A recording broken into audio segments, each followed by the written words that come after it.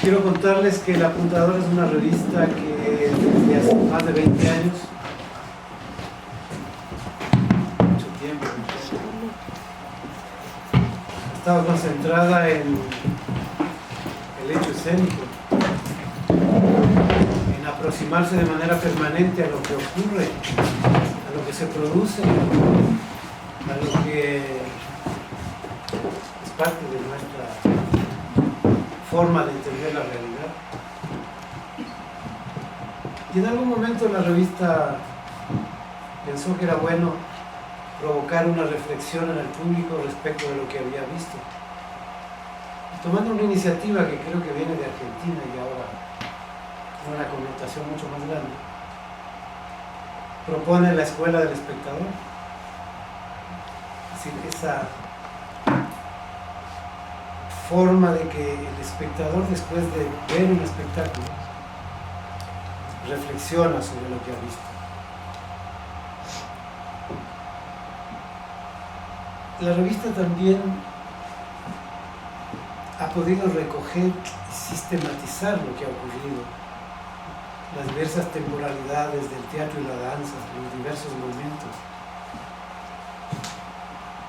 Y desde el punto de vista editorial tiene dos textos sobre la danza contemporánea y la danza moderna en el país. Y también dos textos, dos libros sobre teatro ecuatoriano. Después ustedes pueden preguntarle a Silvita, que es la que coordina esa parte importante del pensamiento teatral y dancístico del país, ponerse de acuerdo por si quieren tener esos libros de su poder. Y quiero decir un par de tres cosas. Me importa mucho este espacio, todo lo que está provocando, desde ese pequeño detalle que es la casi puntualidad, o sea, empezar casi a tiempo, ¿no? Eso para mí es muy representativo. La segunda cosa es que tenemos un programa de mano. Ya los programas de mano no se entregan al espectador, ¿no? Pueden ser por algunas razones, de pronto económicas, pero uno se lleva esto a la casa y es una constancia de haber estado. Pasando el tiempo uno puede volver a esos programas de mano y entender, reflexionar sobre lo que ha visto. Parte de la historia de la danza y parte de la historia del teatro está en los programas de mano y están en los afiches. Ahora se hace de manera más rápida y más fácil, ¿no? Se prescinde de la imprenta, por último. Pero eso también es para mí un gran detalle, ¿no? Y el otro gran detalle es, tener la capacidad para sostener una programación de manera continua, permanente, como lo hace Sebastián también con sus espectáculos. Ya resulta casi insólito, ¿no es cierto? Generalmente son 2 o 3 funciones y el espectáculo rota, va a otro sitio, en fin. Pero sostener eso de manera permanente tiene un mérito muy grande, ¿no? La última cosa, antes de darles la palabra, por supuesto. Anoche estuvimos en el estreno de un documental sobre Clever Viera. Es uno de los íconos de la danza de este país. Que es ese otro elemento significativo, ¿no es cierto? No recogemos lo que hacemos, no preservamos recurriendo a la tecnología, etc. Es decir, casi la memoria queda medianamente concluida. Esa es una de las carencias que tenemos. Nos hace falta volver sobre lo que ya se hizo para avanzar, por supuesto, ¿no es cierto? Ahí está el sentido de la repetición. La repetición no es volver hacia el pasado. La repetición es avanzar. Ese es el sentido de la repetición. Y todo lo que vimos ayer fue conmovedor. Un momento significativo del Clever Viera. Porque la filmación que se hace, el documental que se hace, comienza hace 10 años. y el cineasta va paulatinamente recogiendo otros momentos del Kleber y uno ve ese proceso. Estos momentos de Kleber asume ese instante como una nueva repetición de sí mismo para poder avanzar. Y uno se acerca al pensamiento de ese extraordinario bailarín, como antes vimos también a Wilson Pico, que tuvo varios problemas, incluso de enfermedad y cosas, pero se rehabilita invocando esa repetición y presenta un espectáculo. Es un bailarín que baila con la voz y canta boleros. Un espectáculo maravilloso también, ¿no es cierto? Y estamos ahora aquí. Hemos visto también un espectáculo, una obra que seguramente conmueve o provoca reflexiones. Así que ahora sí, ustedes tienen la palabra para que puedan expresar aquello que ha provocado, ha sacudido, ha conmocionado, o lo contrario también puede ser. Pero digámoslo ahora en este espacio, en esta escuela del espectáculo. Así que ustedes tienen la palabra.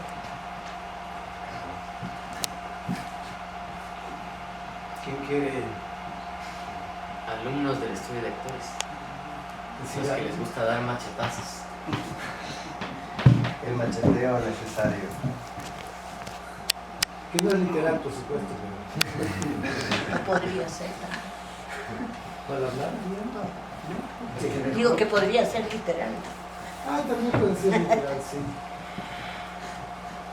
No, pero en este caso no. O sea, yo realmente, ya que me has mencionado, voy a hablar de mi primera impresión, ¿no? Y mi primera impresión es que me ha sorprendido la calidad de estos estudiantes, estos actores nobles, y actor y actriz nobles, y lo impecable de todo el planteamiento de la puesta en escena, ¿no? Para mí ha sido realmente muy satisfactorio poder ver el nivel, la calidad, la limpieza, la poética, la estética en general, ¿no?, del espectáculo. Y bueno, pues, si así llueve, que no escampe. ¿Alguien más que quiera decir algo? Yo tengo una curiosidad, Por favor, pero curiosa. Curioso. A mí me da curiosidad cuáles son las elecciones del uso de la mirada a lo largo del paso. La mirada. De la mirada, porque percibía que había momentos bien concretos de no conectar con la mirada del otro, o qué sé yo, hasta el último momento, ¿no?, que es que están frente a frente,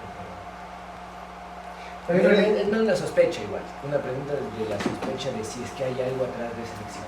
Es algo que lo hablamos bastante durante el proceso. Creo que Nati y José pueden contestar esa pregunta mejor que nosotros.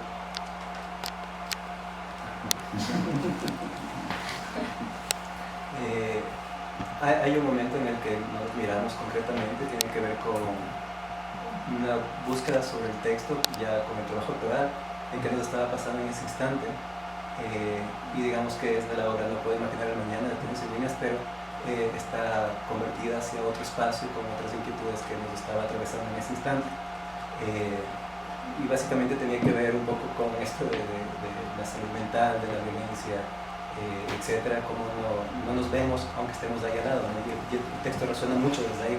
Entonces comenzó a salir los trabajos previos, esto de no observarnos pero escucharnos todo el tiempo, y a veces tocarnos. Entonces eso lo trasladamos a la puesta en escena y sucedió. Entonces después se organizó hasta el momento en que, el único momento en el que nos miramos en esa parte. Entonces sí fue como, creo que un trabajo de dramaturgia del actor, hasta llegar a ese instante en el que se convirtió ya en una puesta sólida.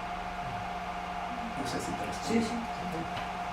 Tal vez algo más es que, bueno, esta es mi primera obra como tal, Y lo que más enriquecedor ha sido es ver cómo los directores acompañan el proceso, más no dicen qué es lo que tienes que hacer. Entonces, este tema de la mirada ha sido una suerte de juego que ha venido de toda la técnica y de todo el trabajo físico que se ha hecho y que ha resultado en eso, y que luego la dirección simplemente aprueba, digamos, pero no ha habido una decisión de la dirección de no se miren o mírense en este punto, sino que más bien ha nacido del cuerpo y del juego previo que siempre hacemos para poder construir algo.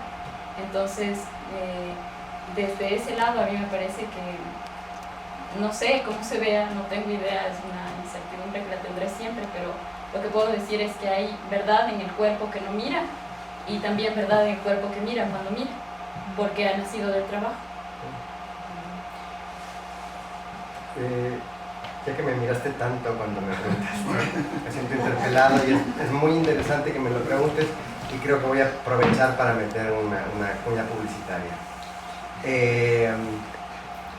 Esto políticamente es lo que nosotros creemos que nos gusta como teatro. Esta es una escuela de actores soberanos que incluso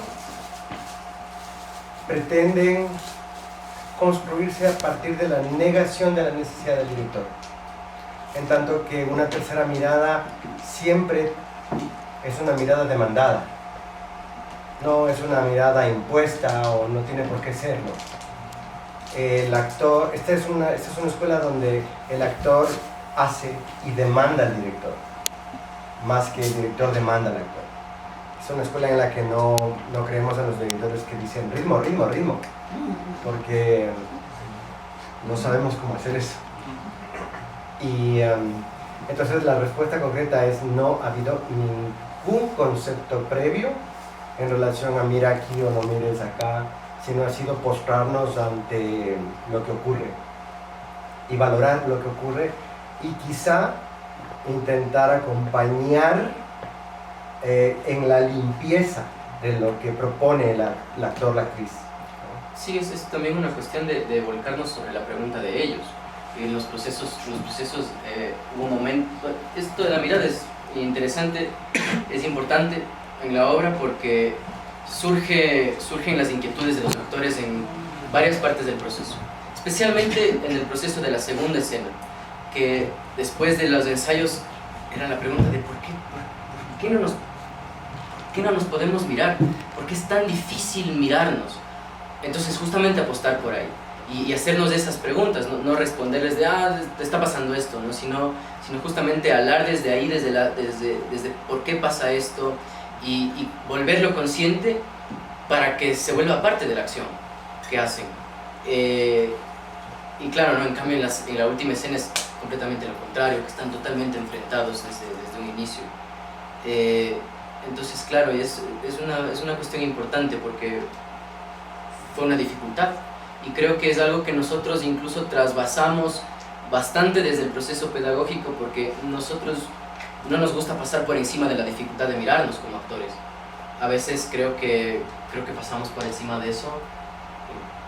Lo digo desde un lugar muy personal, por ejemplo en Penitentes, que era un vínculo así, era un montón, ¿no? Y creo que en esta obra tuvimos esa oportunidad, ¿no? de preguntarnos eso, primero como actores y después dentro de escena, de la dificultad de mirarse, de leerse.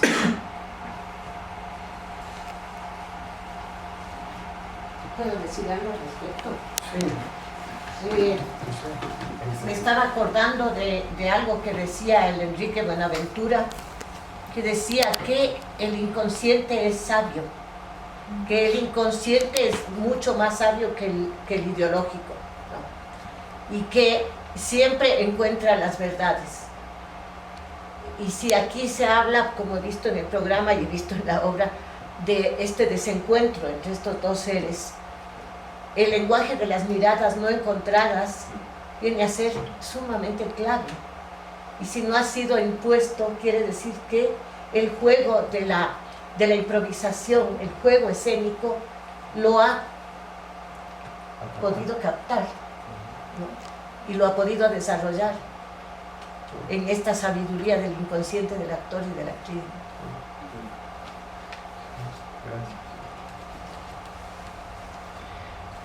Otro comentario, reflexión, machete. Tan blanditos, güey. Si les vieran en las clases. Se les viera en las clases. No paran. ¿Alguien más que quiera decir alguna? Mano. Por favor. Y Ponte acá. ¿Puede ser? ¿No? Porque para Sí, ven más. gracias, chicos, por su trabajo tan sensible. Eso rescato de su trabajo, que es una gran sensibilidad. Quería preguntarles, ¿cuándo empezaron su proceso de creación de la obra? ¿Cuándo empezaron a ensayar? ¿Cuántos meses les ha tomado? 7. 7 meses. Ajá. Y otra pregunta que tengo es de la decisión de dejar los puentes o las transiciones entre las escenas. ¿Cuál ha sido la decisión detrás de eso, de dejar las transiciones en el trabajo?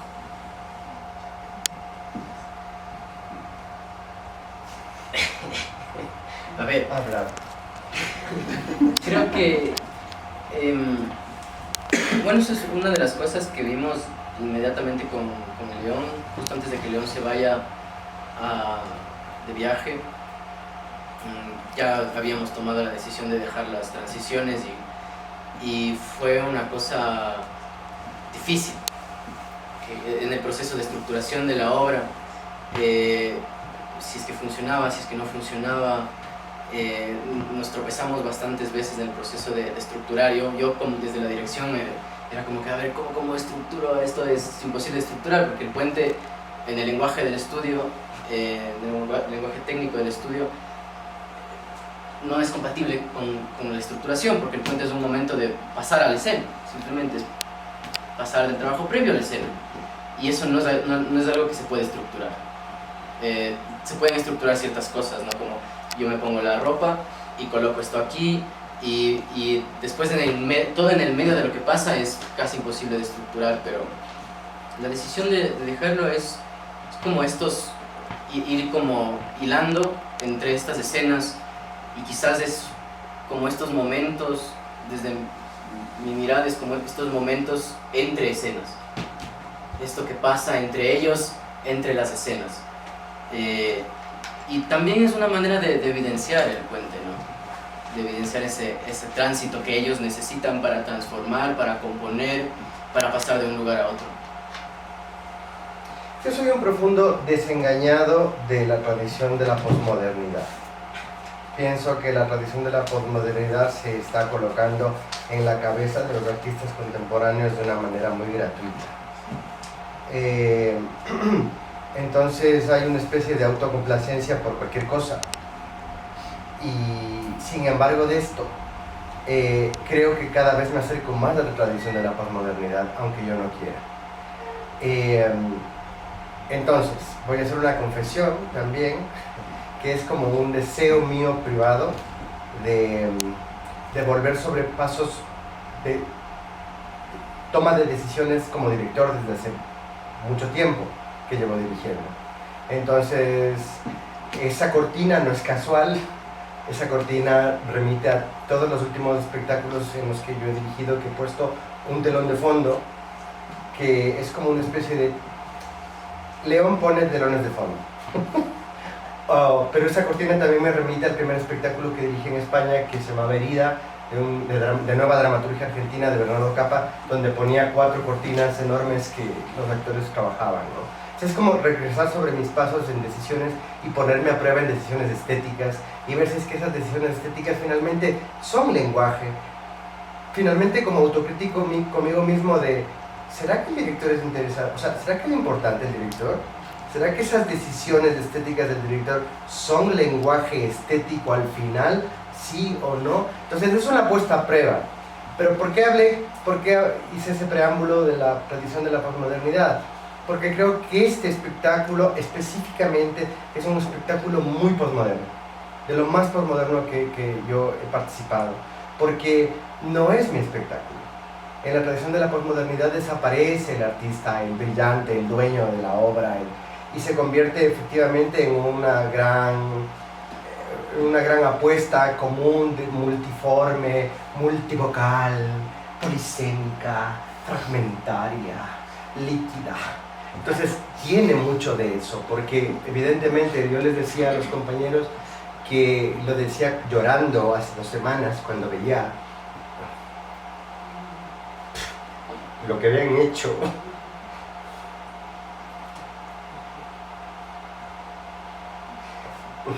Que yo creía que este es el espectáculo más personal que tengo. Pero no te importa, no es nada mío. Yo no he hecho nada aquí. No he hecho absolutamente nada. Me he sentado, me he permitido verles y sentarme a hablar con ellos de lo que me conmueve, de lo que hacen, de lo que me gusta, de lo que tal vez no me parece que es una repetición inconsciente. Un poco me parece que es muy bueno las palabras de Santiago, porque yo creo que en la repetición uno tiene que estar muy alerta, porque la gran repetición inconsciente es aquella que Lacan previene, que es la pulsión de muerte, el goce, estar detrás del discurso del capital sin tener un punto de vista.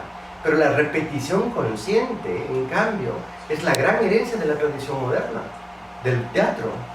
Ensayar es repetir conscientemente. Cojo el Colón Camal y vengo a ensayar. Y no es que vengo a ver qué es lo que me va a pasar. No. Yo sé lo que me va a pasar. Sé que tengo que cambiarme de ropa. Sé que voy a sudar. Sé que dejo abierto a descubrir y a entender y a aprender de lo que va a pasar en el ensayo. Pero sé que va a repetir. Y mi voluntad de repetir es mi voluntad de producir. Entonces, este espectáculo tiene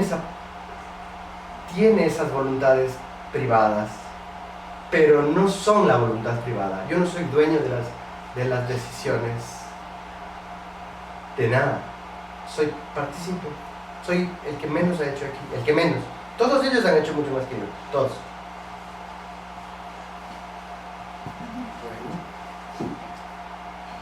¿Puedo decir algo? Por favor.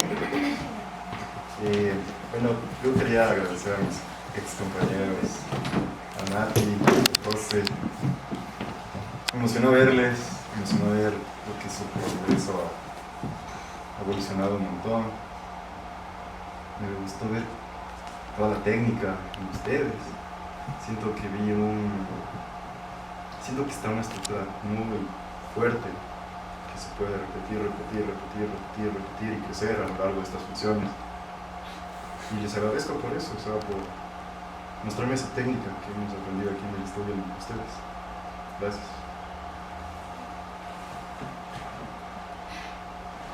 Gracias a todos por su trabajo. Retomando de lo que hablabas, ¿no? Yo creo que la decisión de los puentes viene del profundo amor que le tienes a la escuela que haces, porque siempre estás queriendo mostrar cositas de cómo funciona la escuela, las clases, en los espectáculos. Y eso es muy lindo. Como exalumna de esta escuela se siente lindo, pero como público a mí me hace ruido ver a los actores inteligentes en el puente. Y claro, eso, leyéndolo como exalumna, veo el puente. Pero como público no me interesa ver solo a los actores inteligentes. Entonces en las transiciones sí me ha hecho falta ese degradé entre una composición y otra, para que no se vea a los actores poniendo las cosas.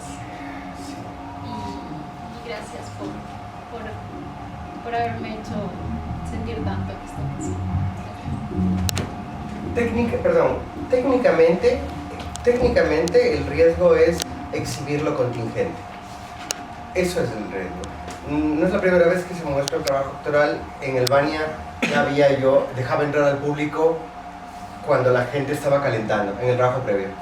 y el público entraba mientras los actores estaban calentando en el trabajo previo. Pero claro, entre el mostrar el trabajo previo y intentar montar los puentes, sí hay un proceso de desarrollo de arriesgarse. Pero estoy muy de acuerdo contigo. O sea, no es inconsciente, es decir, es un deseo de mostrar ese lugar, de quitar el forillo un poco al trabajo del actor. Sí. Gracias, chicos, por su trabajo, es muy grato verles. Desde que leí el título de la obra me pareció muy interesante esta palabra muerte. Irse es una forma de morir y ustedes hace no muy poco culminaron sus procesos de formación, sus procesos de ser estudiantes y por decirlo así, allí se produjo una primera muerte y ahí me surge la curiosidad acerca de si la muerte es la nada o es el paso hacia otra cosa. Y es bonito verles cómo ese paso hacia otra cosa ha sido un desarrollo de acciones, una puesta en escena con energía, con estructura, con preguntas, y ahí va mi punto a resaltar, o sea, este tema de las preguntas que se hacen en estas 4 visiones, digamos, de una manera de irse, estas preguntas que se hacen para su propio interconflicto y también para el otro. En eso quería resaltar que tal vez en las 2 primeras puestas en escena, no sé cómo llamarlas ahorita, pero sé que son 4, tal vez en las 2 primeras puestas en escena haga falta esos malabares que solían mencionar en las clases entre preguntarme a mí y preguntar cómo lo que yo estoy haciendo involucra al otro o es para el otro, porque en las 2 últimas puestas en escena, en la que era de las lucecitas rojas y en la que estaban con esos trajes como si fueran enfermos mentales, ahí se sintió un poco más de este juego entre preguntarme a mí y preguntarme, o sea, preguntar mi acción para el otro, jugar con estas preguntas. Tal vez en las 2 primeras puestas en escena haga un poco más falta de eso, ya que se notó un gran énfasis en la palabra, pero ¿hacia dónde dirijo esta palabra? Eso, chicos. Gracias.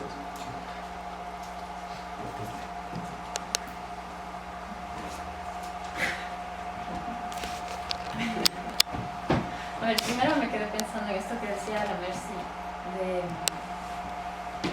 de las transiciones, y yo creo que hay quizá un discurso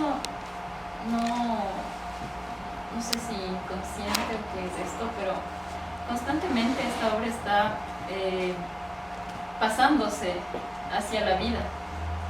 Entonces digo, tal vez hay esta decepción, claro, como espectadora voy a que me lleven de aquí, a que me saquen de aquí, a que yo pueda irme de la realidad a través de la obra. Y creo que irme no es lo que proponemos. Proponemos que no te puedes ir. Entonces, si no te puedes ir al mundo abstracto de la magia de la obra, quiere decir que tienes que ver que el actor es alguien que está actuando y que ese actor es alguien que está viviendo cosas y que se está cambiando de ropa y que está representándote algo para que tú te lo creas. Y de alguna manera es como jugar con esta inocencia del público y decirle, te estamos mintiendo, te lo quieres creer a pesar de que te diga que te estoy mintiendo, créete. Y pienso que todo el tiempo, desde que José hace también estas propuestas de pasarse allá, acercarse ahí, sentarse, hablarle al público, toda esta cosa, es como le siento como un constante estarle desafiando al público y probando en este filo del cuchillo qué tanto se puede creer mientras nosotros estamos pasándonos a su lado y diciéndole no me crean. Entonces pienso que también va como por ahí este riesgo que se ha querido asumir, ya digo, sin haberlo hablado, pero que puede ser un juego que nació de los ensayos. Y de esto que dice Diego, claro, sí, se lo toma. Yo siempre pienso, ¿qué les falta a las 2 primeras? ¿Por qué me cuesta tanto entrar al inicio?